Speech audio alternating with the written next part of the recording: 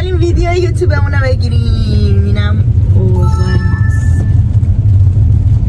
ترافیک مونترال.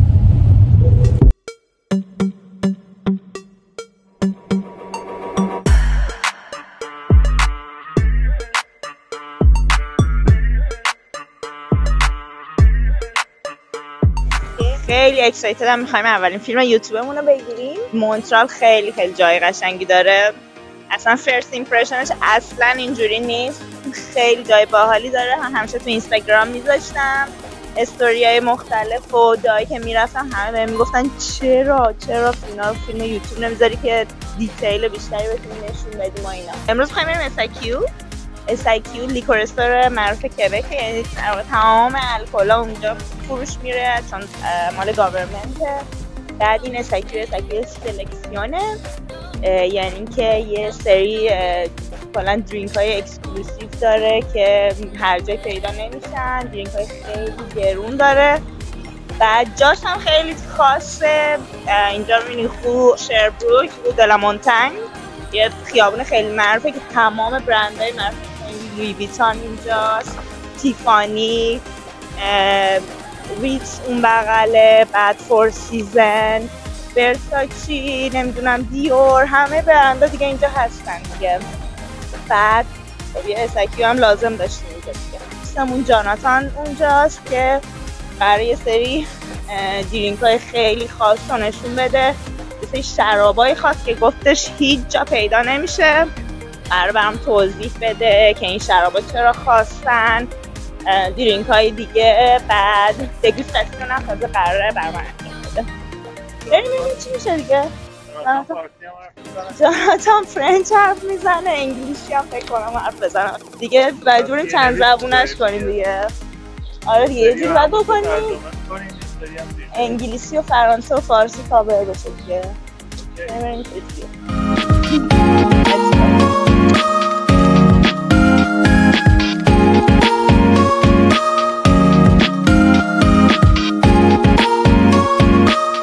شراب یه دنیای عجیبیه، یعنی انقدر داستانهای مختلف هست راجع به شراب که میشه کلا یاد گرفت و اینا. خیلی دنیای خوبیه. مثلا این شراب بخری، اولین سوالی که ازت میپرسن اینه که شراب کدوم کشور رو دوست داری؟ این سوال خیلی ساده است ولی واقعا فرق میکنه. مثلا اگه شراب زیاد بخوریم متوجه میشه مثلا این شراب ایتالیاست، این شراب مثلا فرانسه است. بعد حالا توی اون کشور میگه حالا کدوم رژیون رو میخوای، کدوم بخش اون کشور رو میخوای. اونم خیلی جالب. بعد همین قضیه واسه اسکاچ و ویسکی و اینا هم هست. مثلا هر اسکاچ مثلا یه بخش مثلا اسکاتلند یه طعم خاصی میده. مثلا ممکنه شیرین باشه مال یه بخشش، ممکنه یه جای دیگه مثلا سموکی باشه. خیلی جالبه کلا. دنیای عجیبیه کلا. I'm doing my own thing, catching flights and I feel it. Oh, I came for the party, ice out, dripping in cloudy. All I want, touching my body, is that bling. Alors ici c'est le deuxième étage. Avec la mezzanine dans le fond, nous avons fait on a des rencontres Zoom avec plusieurs producteurs. Lorsque nous avons des dégustations d'équipe, c'est où ce que ça va se passer en même temps, où on rencontre des producteurs aussi, des dégustations corporatives. Ici, sur le côté, notre plancher ici, lorsque nous faisons des événements, on est capable d'accueillir quand même une cinquantaine, soixantaine de clients en même temps. Oh, un des plus belles événements qu'on avait fait, on avait eu un événement avec Veuve Clicquot, où on avait eu un DJ en plus sur place. Oh, cool! Il y avait environ, exactement, c'était en haut. En bas, il y avait la dégustation de Veuve Clicquot, on avait des grands formats, des petits formats, on avait de tout. On avait environ facilement une centaine de personnes qui participaient à l'événement. C'était vraiment. Ok, ça veut dire les compagnies privées ils peuvent réserver ici pour faire des dégustations, exactement, des événements. Tout ça, avec par exemple les petits snacks à côté. Tout ça. Exactement. Même nous, durant. Quelque chose que je ne savais pas. Et vous invitez par exemple les clients ou le Tout le monde est invité. Alors c'est vraiment propice à tout le monde peut s'en occuper. Tout le monde peut passer en magasin. Alors, c'est first come, first serve parce qu'il y a toujours un maximum de billets à louer. On peut avoir des listes déjà de personnes qui ont été invitées, mettons, par des compagnies. Puis après, il reste, mettons, une cinquantaine, une soixantaine de billets pour la population, encore une fois, comme je disais, du first come, first serve. Ok, intéressant. Mais seulement 50, 60, 100 personnes, pas plus. Mais exactement, avec comme l'espace, ça fonctionne pas plus que ça. Non, c'est ça, exactement. Faute d'espace, ayant un plus grand magasin, ça aurait été beaucoup plus facile. Exact. Mais c'est l'espace qui nous a été attribué. Ok, super.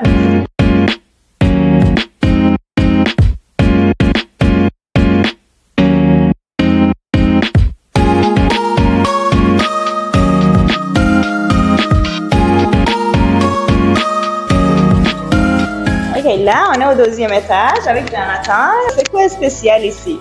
Dans le fond, on a trois produits différents, dont un vin de Château Ausone ici, qui fait partie dans les plus grands vins de ce monde en même temps. Château Ausone, on est à Saint-Ignon. Il y a quelques producteurs seulement qui sont classés A.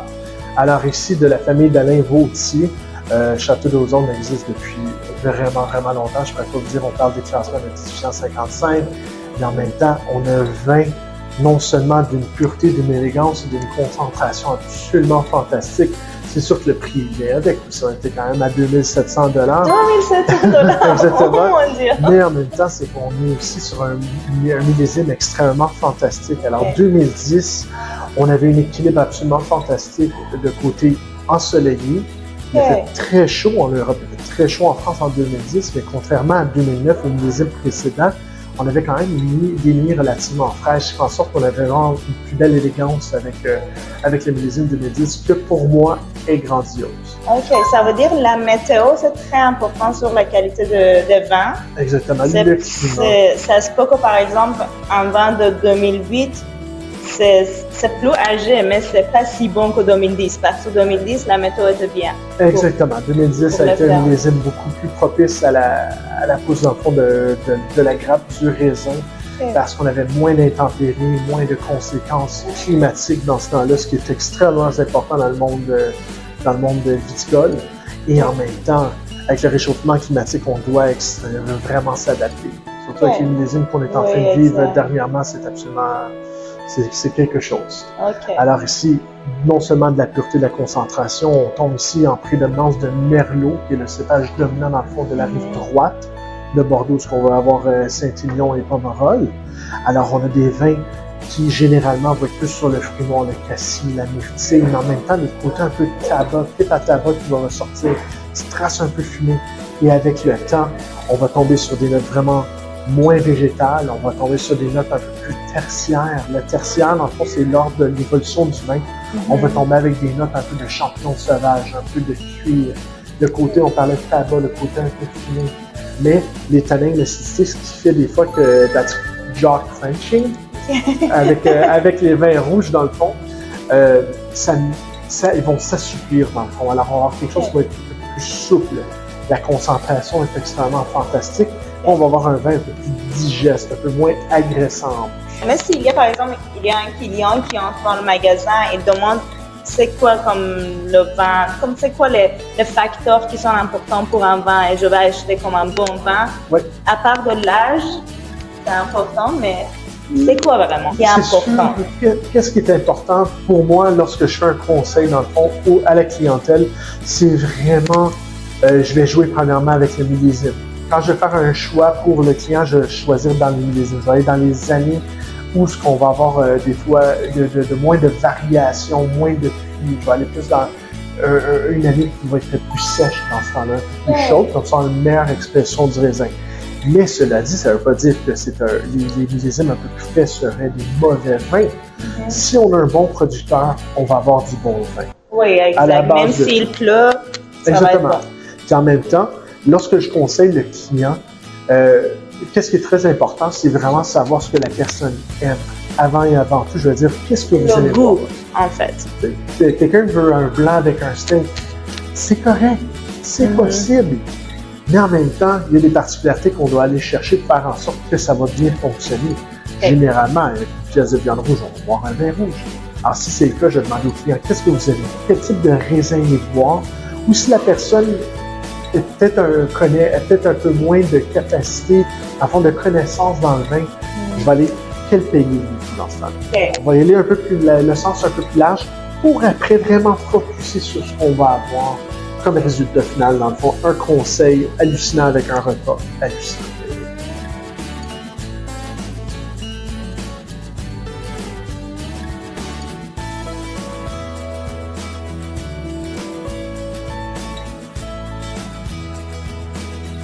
So the production is important, the country, the weather, the age, everything. Everything is important. Everything is important to have a good wine, Exactly. actually.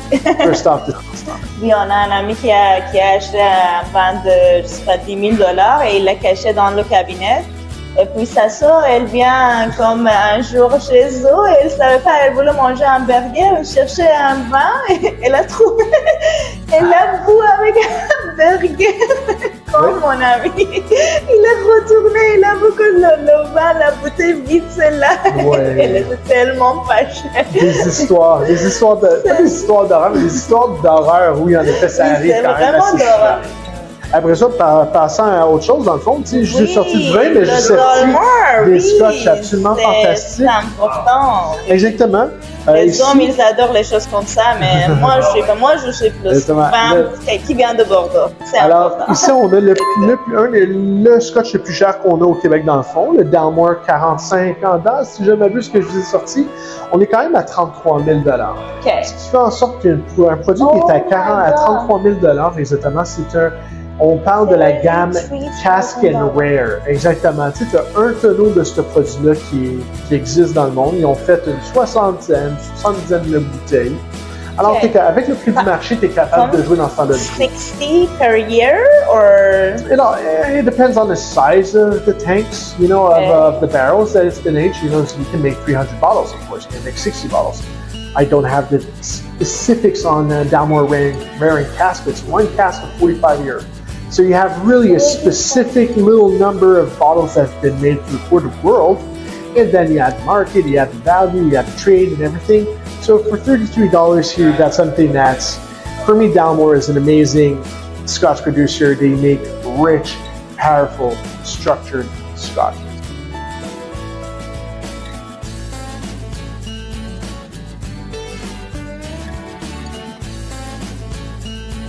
let's go. That's why we went after that with something that he's never going to buy. Yeah. So we're here in the Isla, and we're the only store in Quebec to have it. So this What's is that? Bowmore. Aston Martin. The Bowmore, they have a joint venture with Aston Martin.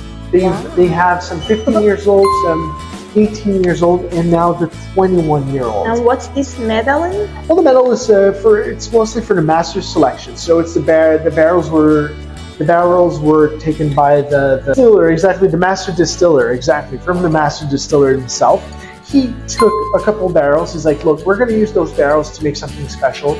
We're going to age it, and we're going to put a stamp on it, and we'll do something cool with Aston Martin. So age it for how long? This is 21 years. So it's only 21 years. Oh, well, only. It's still old. It can order itself its own glass at the bar. And from the first place, it was with Aston Martin. I couldn't say per se exactly. I think it's a bit later they had some joint ventures. Okay. So this one for $600, you got something that's from Isla. So like you said, you don't like peatiness, that's what you're going to get here. Right. So it's going to be peaty, but it's aged in cherry casks. So you're going to have a beautiful marriage between the cherry flavors, strawberry flavors, and the peatiness of the Isla that you're going to find in Isla. So you got something here that's peaty, that's rich. It has spices. It also has a bit of pineapple in there, a bit of papaya. That's all due to fermentation. It's all due to the de-aging process.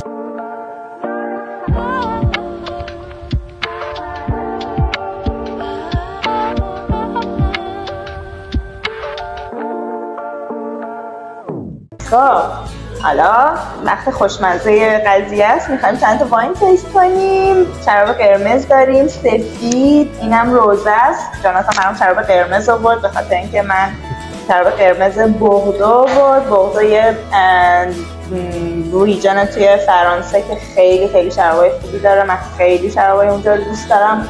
حالا بریم ببینیم چجوری. البته جاناتان he doesn't know Persian but I will translate for him. So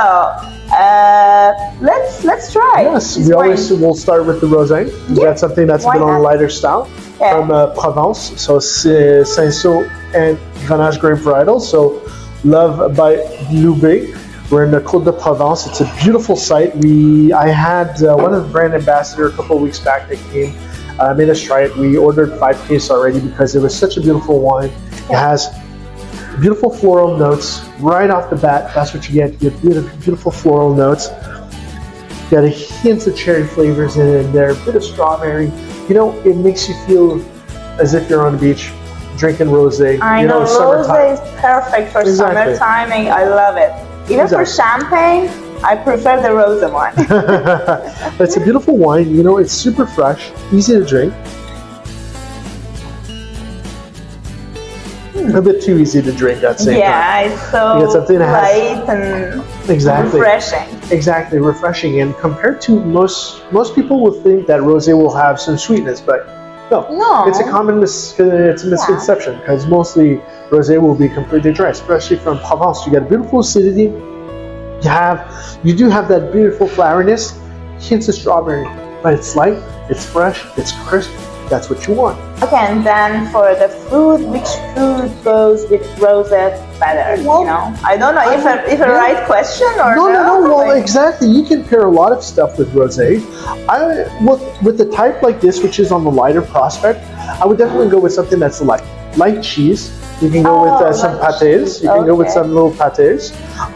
You can also go with. I love sometimes with some saucisson, some cured meats that have a bit of saltiness. I think it pairs extremely well. Okay. Or anything.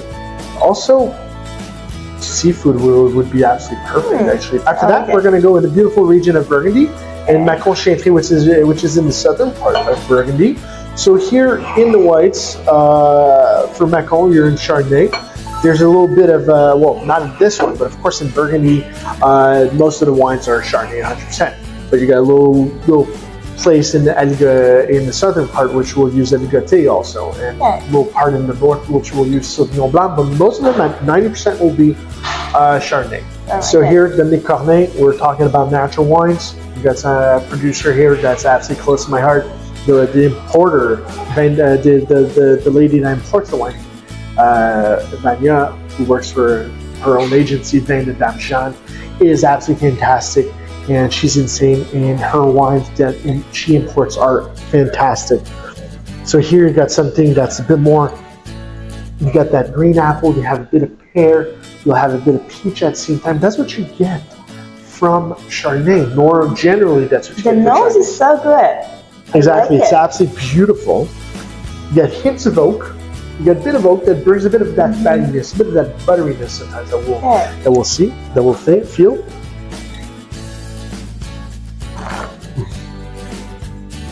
Oh wow! You know, this is what I love about the Cornet. Her wines, I've been drinking her wines for the past 4 or 5 years. And you know, Chardonnay is my favorite grape for white wine, but I don't know which one is the most popular. Like it's Cabernet Sauvignon, it's Chardonnay, it's the other one. Well, there's, of course, you need to set. Well, red wines and white wines. If you mix them all together, I would say Chardonnay would be probably one of the favorite grapes that I sold in Quebec, I would say. Okay, For the but Quebec it palate. depends on the product. Exactly. It depends on exactly where you are in the world, because Cab is a close second, of course, because most Bordeaux are half Cab, California will have Cab. But at the same time, you got the powerhouse Burgundy. Here we're huge Burgundy lovers, so Pinot Noir for us is the best grape varietal there is. Okay. Of course. I'm not putting my stamp on it. I love everything. There's absolutely no problem. I love all types of grapes and varietals, but Pinot Noir here in Quebec is probably the biggest. most popular. Exactly, especially if you're looking for wines that are extremely precise, flavorful, and mind-blowing. Burgundy Pinot Noir, hands down, the favorite grape varietal in Quebec. But after that, like I said, Cab is always there. Actually, the red wine can be really terrible. Oh, yeah. But the white wine, no. Yeah, we have the trebled ones, but the red wine, I don't know. It's so remarkable. When it's bad, it's really bad. It can happen. Well, it can happen everywhere. You know, it can happen with rosé wines everywhere. Maybe I didn't have the bad one. But it happens. It happens, exactly. Yeah. And after that, like you said, I know you were a lover of Bordeaux, so that's why I went with the second wine of Gros-La-Rose, which is Sarget de Gros-La-Rose. You have a wine here that's already aged. It's already 13 years old, 2009. We were talking about vintages earlier. 2009 was a very, very warm vintage. And the canicular, actually, there wasn't a lot of rain, there wasn't any cool nights. It was a warm vintage, so tons of ripe berries everywhere. So what gives to the wine? It'll give it, for me, I feel it gives it a faster aging process when you have a warmer vintage, because you have less structure, you have less tannins, less acidity. And after that, you got something that, like I said, that aged faster. So here, when I'm going to pour it, you'll see. Normally when we drink a young Bordeaux, we have something that's a bit more fruit forward. So you'll have a bit more cherry flavors, strawberry flavors. But here, with an aged wine, you just look at the color. Just look at that color. It's almost brownish hues. You got a bit of orange, a bit of that. It's not red. Nope.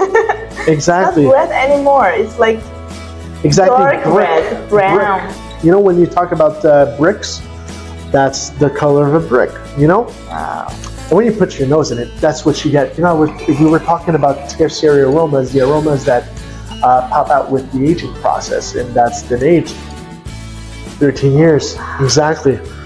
Wild mushrooms, you got hints of leather, you got a bit of that almost charred meat, you have a bit of that, I was talking about a bit of smokiness, like almost tobacco smokiness to it. Yeah, without tasting it, I love it. And after that, you also have that cherry flavor, that cooked cherry, a bit of strawberries at the same time. You should taste it.